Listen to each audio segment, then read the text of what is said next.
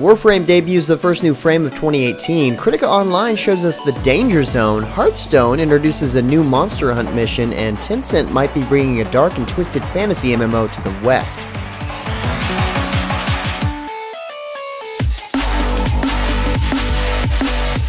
What's up guys, James Blonde here with a weekly recap for gaming news and announcements for the week of April 20th, 2018, and yeah, honestly, not a lot of news this week, but of course it starts off with the first major update to the anime action brawler Kritika Online, called Windhome, which dropped this past Wednesday the 18th, in fact. It will offer the conclusion of Abelyn's storyline, leading players to the new region of Windhome. Now, Windhome itself is constantly lost in the struggle between invaders and the Fox Clan. And new quests will take players across this region, as well as work on the new level cap of 70. There are also several new challenges to undertake, such as the Ultimate Danger Zone, Hirez Library. Players taking on Windhome Danger Zones will drop Dusk Gear, a new tier of armor that introduces the Prime Attributes system that further enhances players' abilities, depending on the class that they are. So, according to the news announcement, each piece of gear that you pick up in this new region will have these Prime Attributes that will particularly resonate within a specific class. Add up enough of these Prime Attribute points and you'll unlock a powerful array of special abilities for your character. And on top of that, of course, your existing gear also gets an upgrade in this update. They've added in new Evo levels to a host of gear sets and up the enhancement limit to plus 19. So, seems like a decent sized update for sure. Next up, Elder Scrolls Online fans have a reason to celebrate. Well, sorta. This doesn't actually happen until late May, early June. Bethesda announced the next adventure coming to the Elder Scrolls Online is Summerset, taking players to the home of the High Elves. Now, this is a fairly straightforward expansion for the game, of course. Explore an all-new zone packed with adventure, join the mysterious Psijic Order, and gain powerful new abilities, reunite with old friends, forge new alliances, and work together to unravel a conspiracy that threatens Tamriel's very existence.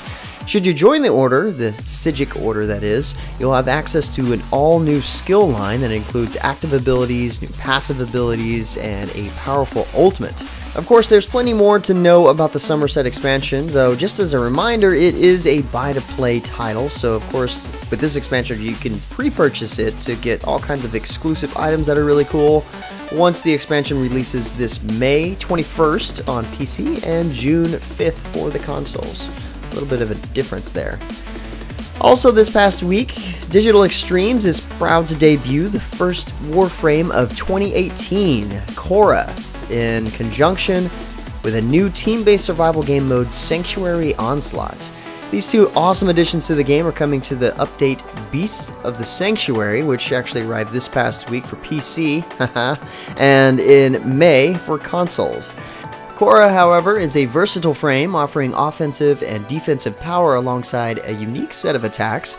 The armor-clad Korra wields a snake-like metallic whip that lashes enemies from a distance and commands a metallic kavata that will demolish enemies with a flurry of offense. The new Sanctuary Onslaught mode, where Korra can be found, enables solo players or a squad of up to 4 to quickly dash through timed portals while blasting waves of increasingly powerful enemies. Both Korra and Sanctuary Onslaught together offer fresh new ways for Tenno to harness Warframe's cooperative chaos, and both are free with the Beast of Sanctuary. Warframe has definitely come a long ways since its early days, back when I was playing it a lot, and though I haven't really played it, well, since then, it still seems like it's getting better and better. Up next, this might be interesting. A dark fantasy MMORPG is coming from Tencent to North America in the form of Raziel. Tencent recently acquired the license of this title from Indra and is setting out to bring the game to the West sometime this year. Raziel is a hack-and-slash RPG with multiplayer and guild gameplay options and features Unity 3D graphics, fast gameplay, and a diverse cast of characters and maps. Now, what you saw there, if you didn't miss it by blinking, was a teaser trailer that we recently got in the press release, and what you see now is gameplay from Raziel Dungeon Arena, which is something you can find on YouTube. It's apparently a mobile MMO. So this new MMO might look exactly like this one, or very similar to it, and it's really all we have to show at the moment.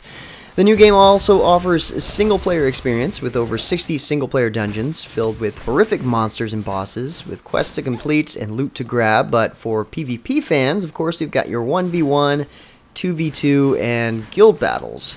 Explore and conquer the dark fantasy world of Raziel through its diverse playable character selection. Battles are fast and fluid, occur in realistic 3D, with flexible manual control and no enemy auto-lock. So that's nice, even if it is on a mobile platform.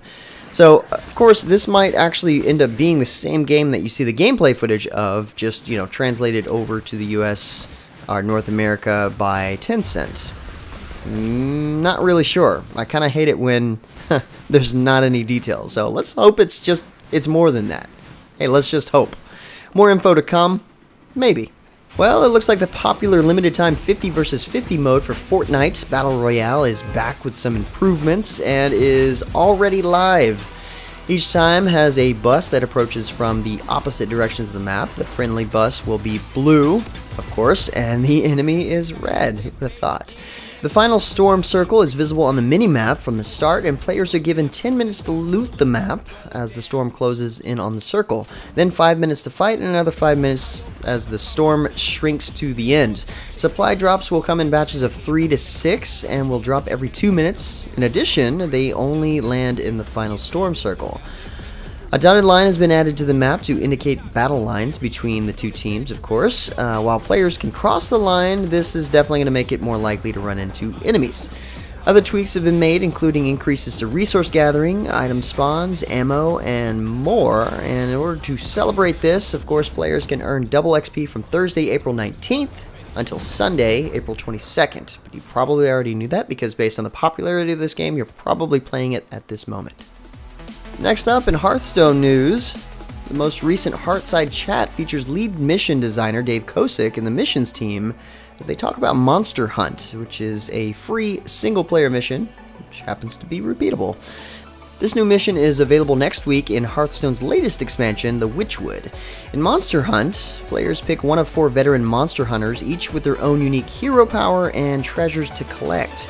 Venture into Witchwood and track down Hagatha the Witch. A host of monstrous bosses await players who journey deep into these wood, and with each victory, players build a stronger deck with the items they come across, including treasures exclusive to certain foes.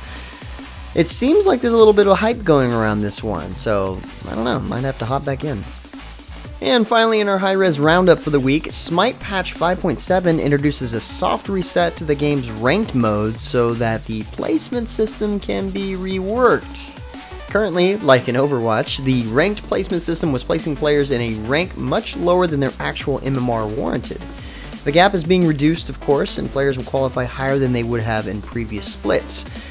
In addition to this, awesome and godlike chests are also receiving new content, so it looks like the Fiendish skins and some of last season's exclusives are joining the 2 chests, which could definitely be good for those who missed out.